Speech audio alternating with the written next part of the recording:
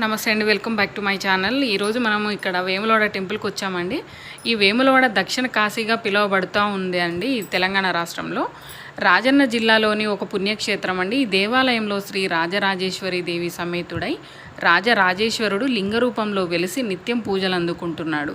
భాస్కర క్షేత్రంగా, హరిహర క్షేత్రంగా పిలువబడే ఈ క్షేత్రం గురించి రాజేశ్వర ఖండంలో చెప్పబడింది. అర్జునుడు మునిమనవడైన నరేంద్రుడు ఒక ఋషిని చంపడం వలన కలిగిన బ్రహ్మహత్య పాతకాన్ని వదిలించుకోవడానికి దేశాటన చేస్తూ ఇక్కడికి చేరుకున్నాడట.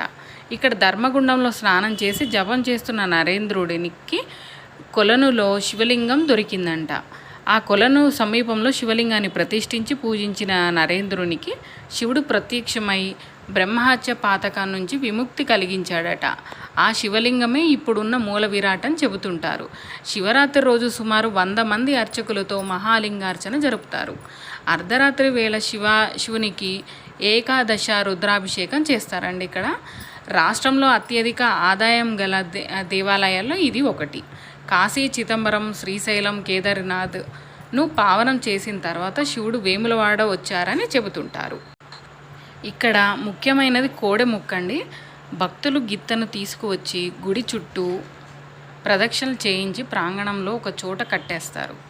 దీని వలన భక్తులకి పాపాలు తొలగిపోయి సంతాన ప్రాప్తి కలుగుతుందని విశ్వసిస్తారు.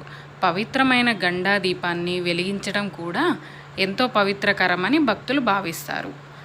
ఇదేనండి కంప్లీట్ వ్యూ. ఇది భీమేశ్వర ఆలయం అండి మీరు చూస్తున్నది. సబ్స్క్రైబ్ చేసుకోండి.